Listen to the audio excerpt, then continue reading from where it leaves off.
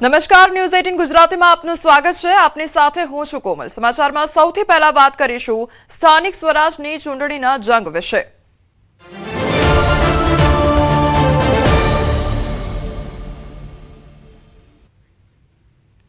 સ્થાનિક સ્વરાજ્યની ચૂંટણીને લઈને મોટા સમાચાર સામે આવી રહ્યા છે। રાજ્ય ચૂંટણી પંચ આજે જાહેર કરશે મતદાર યાદી। આખરી મતદાર યાદી આજે પ્રસિદ્ધ થશે। 15 મહાનગરપાલિકાની ફાઇનલ મતદાર યાદી આજે જાહેર થશે। તો તમામ 34 જિલ્લાની મતદાર યાદી જાહેર થશે। 84 નગરપાલિકાની મતદાર યાદી જાહેર થશે। તો 260 તાલુકા પંચાયતની પણ ચૂંટણી યોજાશે। આખરી મતદાર યાદી જાહેર થયા બાદ ગમે ત્યારે ચૂંટણીની જાહેરાત પણ થઈ શકે છે। તો આજે જે મતદાર યાદી છે, જે આખરી મતદાર યાદી છે, તે જાહેર થવાની છે અને ત્યારબાદ ગમે ત્યારે ચૂંટણીની જે તારીખો છે તેની પણ જાહેરાત થઈ શકે છે। તો તમામ જે 34 જિલ્લા છે, 34 જિલ્લાની મતદાર યાદી આજે જાહેર થવાની છે। તો 84 નગરપાલિકાની મતદાર યાદી પણ જાહેર કરવામાં આવશે અને આ સાથે 260 તાલુકા પંચાયતની પણ ચૂંટણી યોજાશે અને આખરી મતદાર યાદી આજે જાહેર થયા બાદ ગમે ત્યારે જે સ્થાનિક સ્વરાજ્યની ચૂંટણીની તારીખો છે તેની પણ જાહેરાત થઈ શકે છે। તો સ્થાનિક સ્વરાજ્યની ચૂંટણીને લઈને આ મોટા સમાચાર સામે આવી રહ્યા છે। ગમે ત્યારે હવે તારીખની પણ જાહેરાત થઈ શકે છે। સ્થાનિક સ્વરાજ્યની ચૂંટણીને લઈને ભાજપ એક્શન મોડમાં જોવા મળી રહ્યું છે। સુરત મનપાના વોર્ડ 1 થી 12 ની સેન્સ પ્રક્રિયા શરૂ થઈ છે। ઉધનાના ભાજપ કાર્યાલયમાં હાથ ધરાઈ છે સેન્સ પ્રક્રિયા। તો અલગ અલગ વોર્ડના દાવેદારોને સાંભળવામાં પણ આવ્યા છે।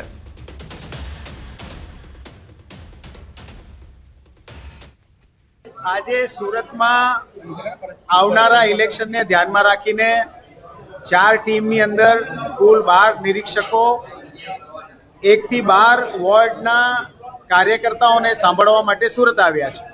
આ ઉમેદવારો જે રીતે રજૂઆતો કરે છે એના પછી નિરીક્ષકો નક્કી કરશે કે કયા ઉમેદવારને આપણે આવનારી ચૂંટણીમાં લડાવવા જોઈએ। આ કાર્યવાહીનો ભાગ છે। તો મોરબીમાં સ્થાનિક સ્વરાજ્યની ચૂંટણીનો ધમધમાટ શરૂ થઈ ગયો છે। આજથી 3 દિવસ સેન્સ પ્રક્રિયા યોજાશે। વાંકાનેર, માળિયા તેમજ ટંકારામાં સેન્સ પ્રક્રિયા શરૂ, ત્યારે મોટી સંખ્યામાં કાર્યકર્તાઓ પણ ઉમટી પડ્યા છે। આગામી ચૂંટણી માટે પોતાની ટિકિટની દાવેદારી સૌ કોઈ કરી શકે છે અને સૌ સારી રીતે અત્યારે અમારી પ્રક્રિયા ચાલી રહી છે। આગામી દિવસોમાં એની પછી કોને ટિકિટ મળશે એ પાર્લામેન્ટરી બોર્ડમાં જે નક્કી થશે એ પ્રમાણે ટિકિટો આપવામાં આવશે।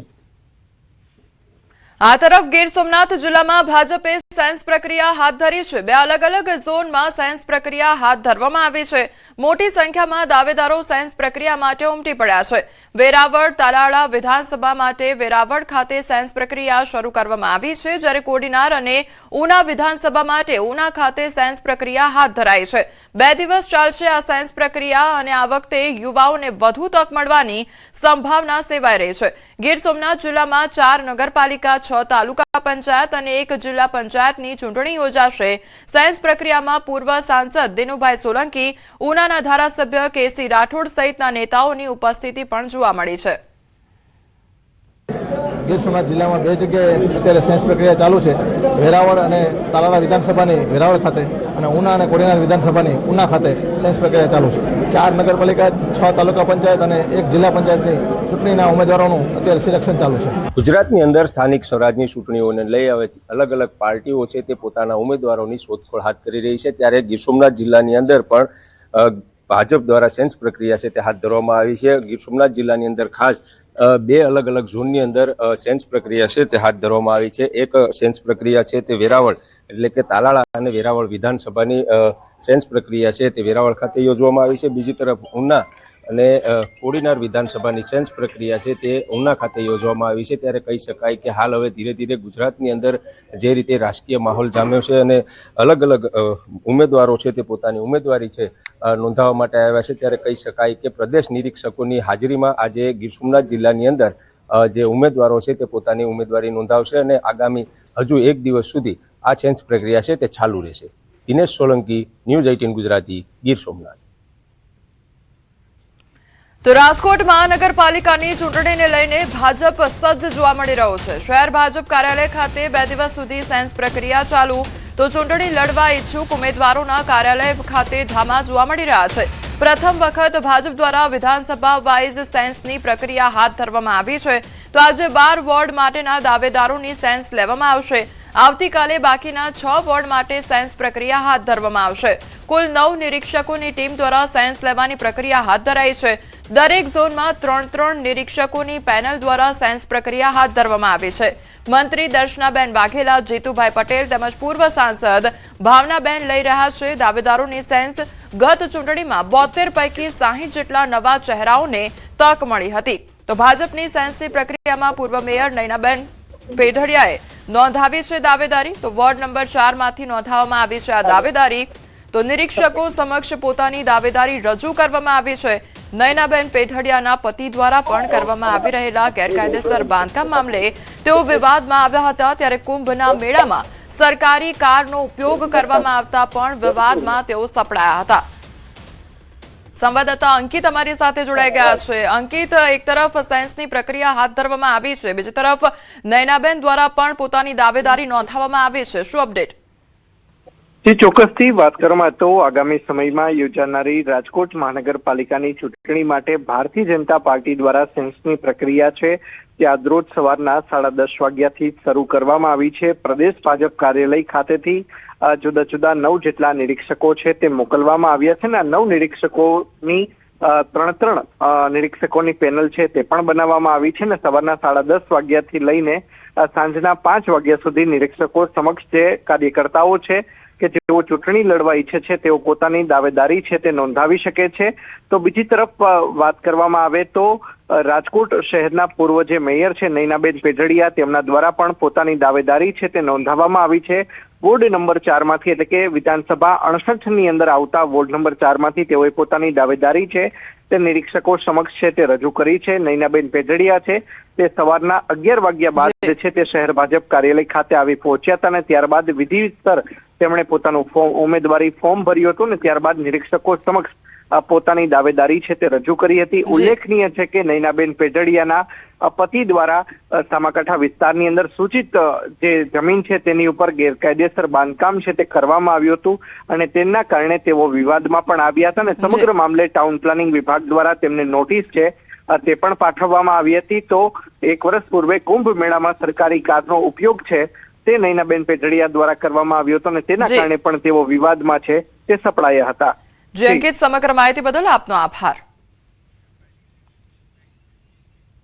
અન્ય સમાચાર પર હવે નજર કરીએ તો ગંભીરા બ્રિજનું સમારકામ હવે સંપૂર્ણ રીતે પૂર્ણ થઈ ગયું છે. બ્રિજની મજબૂતાઈ અને સુરક્ષા નિશ્ચિત કરવા માટે ઓવરલોડ ટેસ્ટિંગ પણ હાથ ધરવામાં આવ્યું હતું, જેમાં ઓવરલોડ ટ્રેક્ટરને બ્રિજ પરથી પસાર કરીને તેની ક્ષમતા ચકાસવામાં આવી હતી. બ્રિજના તૂટેલા ભાગ પર આશરે 80 ટનનું સ્ટીલનું માળખું ગોઠવીને મજબૂતી આપવામાં આવી છે. ગત વર્ષે 9 જુલાઈએ બ્રિજ તૂટી પડ્યા બાદ તેને બંધ કરી દેવામાં આવ્યો હતો, જેના કારણે સ્થાનિક લોકોને ભારે મુશ્કેલીઓનો સામનો કરવો પડ્યો હતો. હવે સમારકામ પૂર્ણ થતા આવતીકાલે 2 એપ્રિલથી બ્રિજ ફરી શરૂ કરવામાં આવશે. શરૂઆતમાં બાઇક, પગપાળા તેમજ લાઇટ વ્હીકલ માટે બ્રિજ ખુલ્લો મૂકવામાં આવશે, જેના કારણે હજારો લોકોને મોટી રાહત પણ પ્રાપ્ત થશે. સંવાદદાતા હાર્દિક અમારી સાથે જોડાઈ ગયા છે. હાર્દિક, ગંભીરા બ્રિજનું જે સમારકામ હાથ ધરવામાં આવ્યું હતું, હવે કયા પ્રકારે કામગીરી પૂર્ણ થઈ છે? બિલકુલથી જો ગંભીરા બ્રિજની વાત કરવામાં આવે તો ગત 9 જુલાઈએ બ્રિજ તૂટી પડ્યો હતો, જેમાં કેટલાય નિર્દોષ લોકો પોતાનો જીવ ગુમાવ્યો હતો. પરંતુ બ્રિજ તૂટ્યો ત્યારબાદથી આણંદ જિલ્લો અને વડોદરા જિલ્લા વચ્ચેનો સંપર્ક જે છે તે તૂટી ગયો હતો અને ખાસ કરીને આપણે જાણીએ છીએ પ્રમાણે કે નોકરિયાત વર્ગ અને જે વિદ્યાર્થીઓ છે તેઓ અટવાઈ ગયા હતા. ત્યારે ચોક્કસથી આ ખૂબ જ મોટા સમાચાર જે છે તે ત્યાંના સ્થાનિક લોકો માટે કહી શકાય. આજે જે છે તે તેનું ટેસ્ટિંગ કરવામાં આવ્યું છે, જે હેવી સ્ટ્રક્ચર મૂકવામાં આવ્યું છે, સ્ટીલનું માળખું મૂકવામાં આવ્યું છે, તેના પર જે છે તે ટેસ્ટિંગ કરવામાં આવ્યું છે અને આવતીકાલથી આ બ્રિજ જે છે તે લાઇટ મોટર વ્હીકલ અને પગપાળા જવા માટે ખુલ્લો મૂકવામાં આવશે. એટલે ચોક્કસથી મેં કીધું પ્રમાણે કે જે વિદ્યાર્થીઓ છે કે જેઓ વડોદરા જિલ્લામાંથી આણંદ જિલ્લામાં અભ્યાસ માટે જતા હતા તેમને રાહત થવાની છે અને આણંદ જિલ્લામાંથી પાદરા તાલુકા તરફ જે નોકરિયાત લોકો આવતા હતા તેમના માટે પણ આ સૌથી મોટા રાહતના સમાચાર કહી શકાય. જી હાર્દિક, સમગ્ર માહિતી બદલ આપનો આભાર.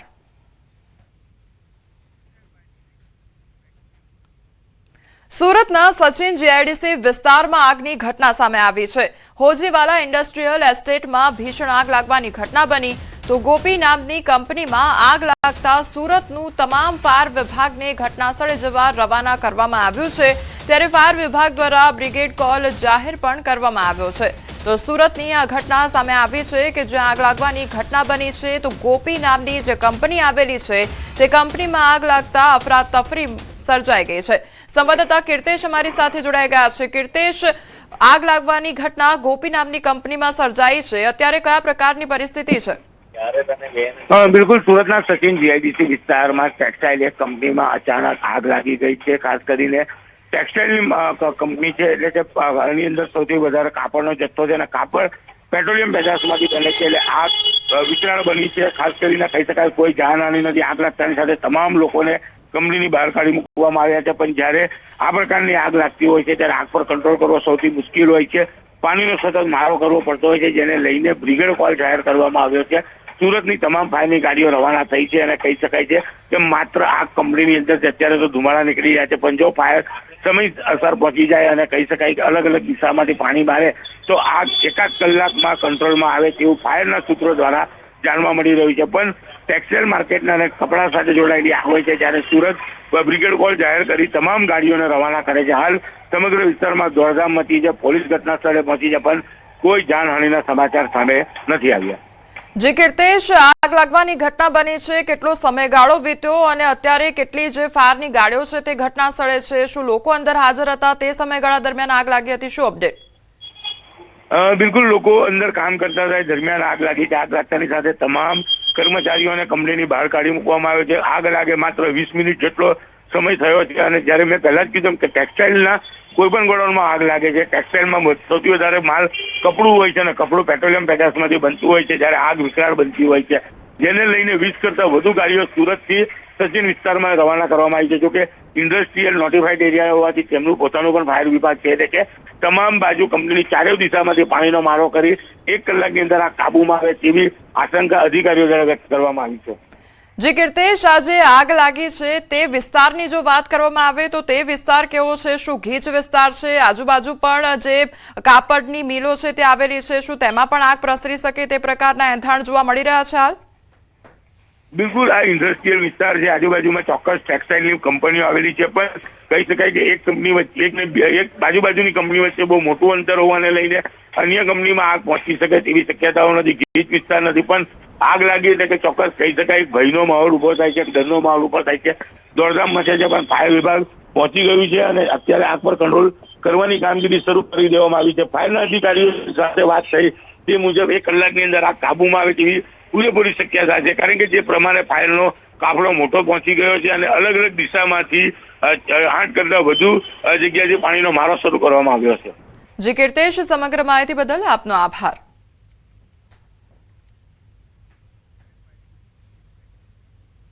સુરત શહેરમાં વિદેશ જવા ઈચ્છુક લોકોને વિઝા અને વર્ક પરમિટ અપાવવાના બહાને કરોડોની છેતરપિંડીનો પર્દાફાશ થયો છે।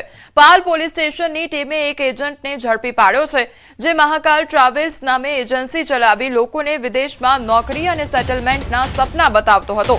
આરોપીએ ફિનલેન્ડના ઈ વર્ક પરમિટ અને કેનેડાના સ્ટેમ્પ વિઝાની લાલચ આપી કુલ 13 જેટલા લોકોને નિશાન બનાવ્યા, તો કુલ રૂપિયા 2.13 કરોડ જેટલી રકમ વસૂલ કરી હતી। પૈસા મળ્યા બાદ કોઈપણ પ્રકારની પ્રક્રિયા કર્યા વગર આરોપીએ છેતરપિંડી આચરી હતી અને પીડિતોને લાંબા સમય સુધી ખોટી આશા પણ આપતો રહ્યો હતો। પોલીસની પ્રાથમિક તપાસમાં વધુ લોકો સંડોવાયેલા હોવાની શક્યતા પણ વ્યક્ત કરવામાં આવી છે અને આ દિશામાં તપાસ તેજ કરવામાં આવી છે। તો વિઝા અને વર્ક પરમિટ આપવાની લાલચ લોકોને આપવામાં આવતી હતી અને ત્યારબાદ છેતરપિંડી આચરવામાં આવતી હતી। તો આરોપી અત્યાર સુધી 13 લોકોને શિકાર બનાવ્યા હોવાનો મામલો સામે આવ્યો છે। ગીર સોમનાથના ઉનામાં અનોખો નજારો જોવા મળ્યો છે। પાતાપુર ગામમાં શિકારની શોધમાં આવેલી 2 સિંહણોએ ગાય પર હુમલો કરવાનો પ્રયાસ કર્યો હતો, પરંતુ ગાયે ડરવાને બદલે બહાદુરીથી પોતાનો જીવ બચાવવા માટે પ્રતિકાર કર્યો હતો. ગાયની હિંમત જોઈને બંને સિંહણોને શિકાર વગર જ પરત ફરવું પડ્યું હતું. આ સમગ્ર ઘટના ગ્રામ પંચાયતના સરપંચના ફાર્મ પાસે બનેલી ઘટના સીસીટીવી કેમેરામાં કેદ થઈ છે. મહત્વનું છે કે છેલ્લા 1 વર્ષથી ગામ આસપાસ સિંહોની અવરજવર વધતી જોવા મળી રહી છે અને વધુ એકવાર આ લટાર જોવા મળી રહી છે. બે સિંહણ જે છે તે ગામડાના વિસ્તારમાં આવી પહોંચી હતી અને ગાયનો શિકાર કરવાનો પ્રયાસ કરવામાં આવ્યો હતો. સંવાદદાતા દિનેશ અમારી સાથે જોડાઈ ગયા છે. દિનેશ, સિંહણના આટાફેરા જોવા મળ્યા છે અને અવારનવાર આ પ્રકારની ઘટનાઓ ઘટતી હોય છે. ગ્રામજનોમાં કેટલો ભયનો માહોલ છે? હજી બિલકુલ, ખાસ કરીને ઉનાનું આ પાતાપુર ગામ છે કે જ્યાં અવારનવાર આ પ્રકારના દ્રશ્યો છે તે સામે આવતા હોય છે. અવારનવાર સિંહો છે તે ગામમાં ઘૂસતા હોય છે અને તેમને કારણે ગ્રામજનો છે તેમાં ક્યાંક ને ક્યાંક ભયનો માહોલ રહેતો હોય છે. જોકે આજે ફરી એક વખત આ ગામના જે સીસીટીવીના દ્રશ્યો છે તે સામે આવ્યા છે કે જેમાં વહેલી સવારે સિંહણ છે તે ગામમાં ઘૂસી હતી અને ગામના ઘૂસતાની સાથે જ જે રખડતા પશુ હોય છે તેમની પાછળ દોડી અને શિકાર કરવા માટેનો પ્રયાસ કર્યો હતો, પરંતુ પશુએ પોતે હિંમત દાખવી અને સિંહણો છે તેમને ભગાડી કાઢી હતી. એટલે એક પ્રકારે કહી શકાય કે આ પ્રકારના દ્રશ્યો છે તે ઘણી વખત સામે આવતા હોય છે, પરંતુ જ્યારે આવી ઘટનાઓ બનતી હોય છે ત્યારે સ્થાનિકો હોય કે પછી આસપાસમાં રહેતા જે ખેડૂત વર્ગ હોય છે તેમાં પણ ભારે ચિંતા છે તે વ્યાપી છે. જી દિનેશ, સમગ્ર માહિતી બદલ આપનો આભાર.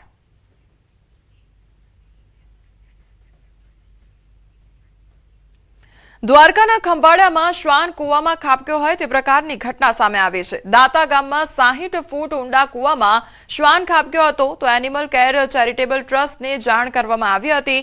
દોરડાની મદદથી શ્વાનને બહાર કાઢવામાં આવ્યો તો ભારે જહેમત બાદ શ્વાનનું રેસ્ક્યુ પણ કરવામાં આવ્યું છે. તો જે ટ્રસ્ટ છે તેમને જાણ કરવામાં આવી હતી અને ત્યારબાદ તે લોકો પહોંચી ગયા હતા અને ત્યારબાદ શ્વાનનો આબાદ બચાવ કરવામાં આવ્યો હતો. દોરડું બાંધીને તેને બહાર કાઢવામાં આવ્યો હતો.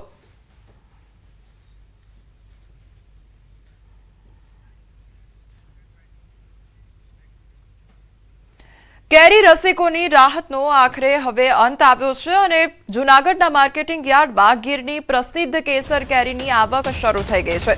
ગત 22 માર્ચથી શરૂ થયેલી સિઝનમાં અત્યાર સુધીમાં અંદાજે 3200 જેટલા બોક્સની આવક નોંધાઈ ચૂકી છે. શરૂઆતમાં ઓછા બોક્સ આવ્યા હતા, પરંતુ હાલ રોજબરોજ આવકમાં વધારો થઈ રહ્યો છે. હાલમાં 20 કિલોના બોક્સના ભાવ 1000 થી 4200 રૂપિયા સુધી બોલાઈ રહ્યા છે. તો બજારમાં આવક વધતા આવતા દિવસોમાં ભાવ ઘટવાની પણ સંભાવના સેવાઈ રહી છે. આજે જૂનાગઢ માર્કેટિંગ યાર્ડમાં 800 થી 1000 બોક્સની આવક થઈ છે અને 900 રૂપિયાથી લગાવીને 1500-1600 રૂપિયા સુધી બોક્સ વેચાય છે. અને આવનાર દિવસોની અંદર કેવું માલ છે એની ઉપર આધાર રહેશે અને જો માલ વધારે આવશે તો બજાર થોડી ડાઉન રહેશે અને માલ વધારે ઓછો આવશે તો બજાર સારી રહેશે. સ્ટાર્ટિંગમાં 58 બોક્સ કેરી આવેલી હતી. હાલમાં આજની તારીખે 1/4 700 બોક્સની કેરીની આવક છે. ટોટલ અત્યાર સુધીમાં 3200 જેવા બોક્સ આવેલ છે અને ભાવ સરેરાશ 1000 થી માંડી અને 4200 રૂપિયા 20 કિલો લેખે વેચાયેલ છે. એટલે સમથિંગ સમજો તો 500 રૂપિયાથી માંડી અને 2000 રૂપિયા સુધીના 10 કિલોના બોક્સનું વેચાણ થયેલ છે. કેરીની આવક થશે તેમ ભાવ નીચા થશે, ભાવ ઊંચા તો ન જ થાય. નોંધનીય છે કે આ વર્ષે કુદરતી આફતો, માવઠા અને પવનના કારણે કેરીના પાકને ભારે નુકસાન થયું છે, જેના કારણે ઉત્પાદન ઘટ્યું છે અને ખેડૂતોને આર્થિક નુકસાન સહન કરવું પડી રહ્યું છે. ખેડૂતોએ જણાવ્યું છે કે ગયા વર્ષની સરખામણીએ ઉતારો અડધો થયો છે અને યોગ્ય ભાવ પણ મળતા નથી, જેના કારણે મુશ્કેલીઓ વધી રહી છે. તો ઇજારદારોની હાલત પણ કફોડી બની ગઈ છે. તેથી સરકાર પાસેથી સહાયની માંગ પણ વ્યક્ત કરી છે.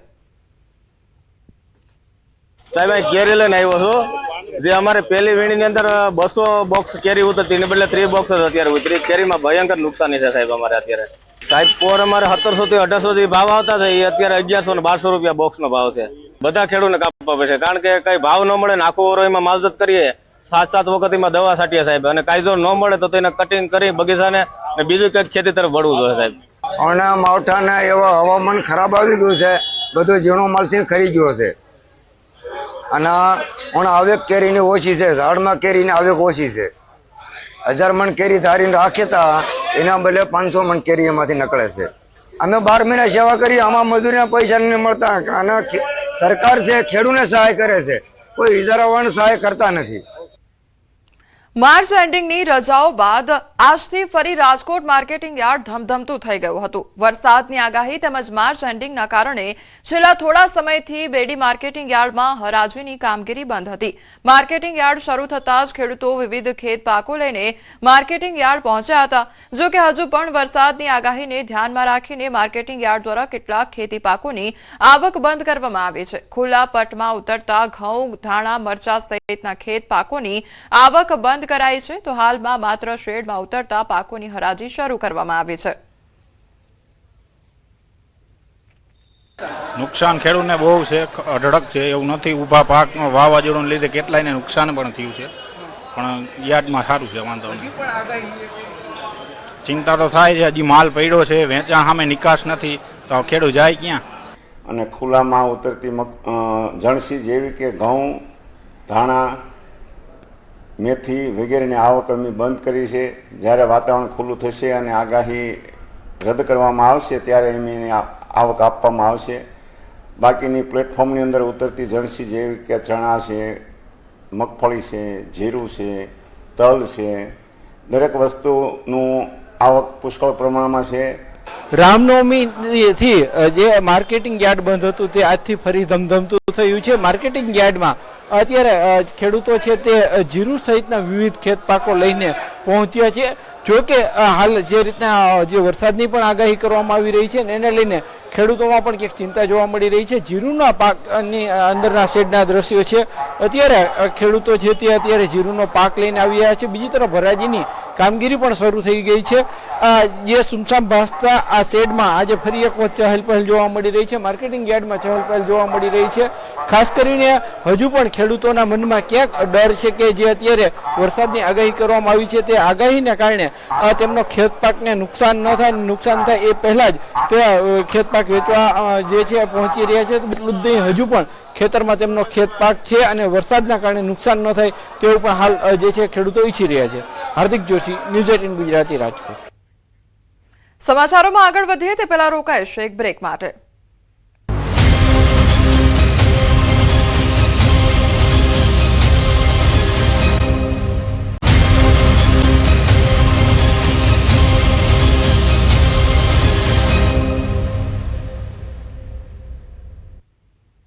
બ્રેક બાદ આપનું સ્વાગત છે. સમાચારમાં આગળ વધીએ તો મુખ્યમંત્રી ભૂપેન્દ્ર પટેલ આજે અમરેલીની મુલાકાતે આવવાના છે.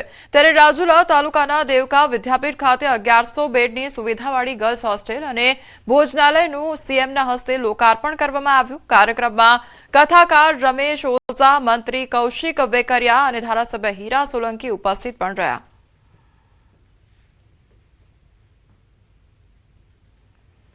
તો સીએમ આજે અમરેલીની મુલાકાતે છે ત્યારે લોકાર્પણ તેમના હસ્તે કરવામાં આવ્યું છે. વિકાસની ભેટ લોકોને આપવામાં આવી છે. તો મુખ્યમંત્રી ભૂપેન્દ્ર પટેલ અમરેલીની મુલાકાતે પહોંચ્યા અને તેમના દ્વારા લોકાર્પણ કરવામાં આવ્યું. ગર્લ્સ હોસ્ટેલ અને ભોજનાલયનું લોકાર્પણ તેમના હસ્તે કરવામાં આવ્યું છે.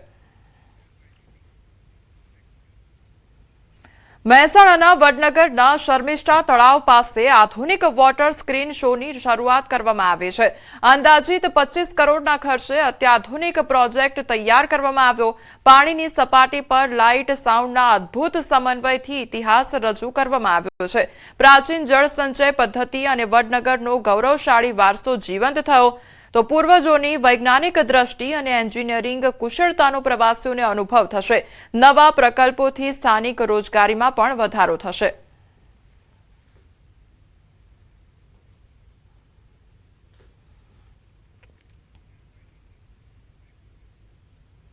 કચ્છના સફેદ રણની વચ્ચેથી પસાર થતા રોડ ટુ હેવન પર કુદરતની અદ્ભુત કરામત જોવા મળી. સામાન્ય રીતે માર્ચ મહિનો બેસતા જ વિદેશી પક્ષીઓ પોતાના વતન પરત ફરતા હોય છે, પરંતુ આ વર્ષે ધોળાવીરાને જોડતા માર્ગની બંને તરફ હજારોની સંખ્યામાં ફ્લેમિંગોએ હજી પણ પડાવ નાખ્યો છે. સામાન્ય રીતે ઓક્ટોબરમાં આવતા આ પક્ષીઓ એપ્રિલ સુધીમાં વિદાય લેતા હોય છે, પરંતુ આ વખતે રોડ ટુ હેવન પર પથરાયેલા પાણીમાં સુરખાબના ટોળા જોઈને એવું લાગે છે કે જાણે તેઓ હવે કચ્છના કાયમી નિવાસી બની ગયા છે. પ્રકૃતિ પ્રેમીઓ માટે આ એક દુર્લભ ઘટના છે, જ્યાં ધૂમધકતા તાપ વચ્ચે પણ રણ ફ્લેમિંગો સિટી બનીને મહેકી રહ્યું છે. તો સાયબેરિયા, રશિયા અને અફઘાનિસ્તાન જેવા ઠંડા પ્રદેશોથી હજારો કિલોમીટર કાપીને આવેલા આ મહેમાનોને કચ્છનું વાતાવરણ એટલું માફક આવી ગયું છે કે ઉનાળાની શરૂઆત છતાં તેઓએ સ્થળાંતર કર્યું નથી. ધોળાવીરાને જોડતા રસ્તા પરથી પસાર થતા પ્રવાસીઓ માટે આ નજારો કોઈ સ્વર્ગથી ઓછો નથી.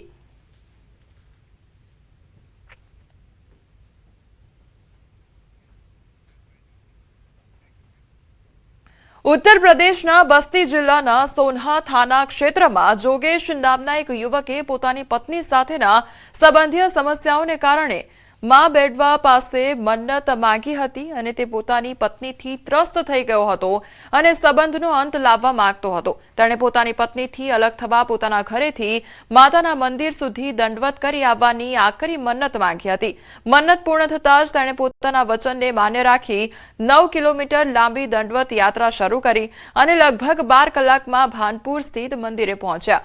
તો આ યાત્રા દરમિયાન તેણે અનાજ અને પાણી ન લીધા અને પોતાની નૈતિક પ્રતિબદ્ધતા દર્શાવી હતી. સત્તાવાળાઓએ સુરક્ષાને ધ્યાનમાં રાખીને બંને પોલીસ કર્મીઓની તૈનાતી કરી હતી. તો ભાનપુર મંદિરે પહોંચી તેઓ વિધિ વિધાનથી પૂજા અર્ચના કરીને પ્રસાદ ચડાવ્યો અને આશીર્વાદ લીધો. આ અનોખી ઘટના સમગ્ર વિસ્તારમાં ચર્ચાનું કેન્દ્ર બની છે.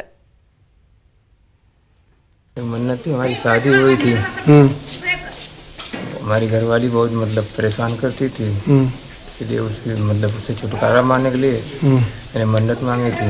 बैड़वा से अपने घर से सरपुरिया से बैड़वा तक दंडवत यात्रा करनी।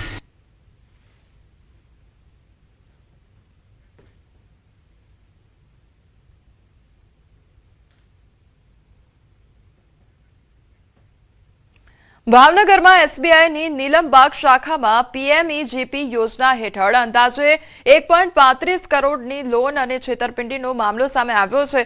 વર્ષ 2023થી 2025 દરમિયાન 4 મહિલા લોન ધારકોએ બેંકના 2 એજન્ટોની મદદથી ખોટા બિલો રજૂ કરી ટર્મ લોન અને કેશ ક્રેડિટ લોન મંજૂર કરાવી હતી. પરંતુ લોનની રકમથી મશીનરી કે માલ સામાન ખરીદવામાં આવ્યો નહોતો અને નાણાં વ્યક્તિગત ઉપયોગમાં લઈ લેવામાં આવ્યા હતા. સાથે જ લોનની ચૂકવણી પણ કરવામાં આવી નહોતી. તો બેંક અધિકારીઓ દ્વારા સ્થળ પર તપાસ કરતા કોઈ મશીનરી કે સ્ટોક ન મળતા છેતરપિંડીનો પર્દાફાશ થયો હતો. હાલ સમાચારોમાં બસ આટલું જ. વધુ સમાચાર માટે આપ જોતા રહો ન્યૂઝ 18 ગુજરાતી. નમસ્કાર.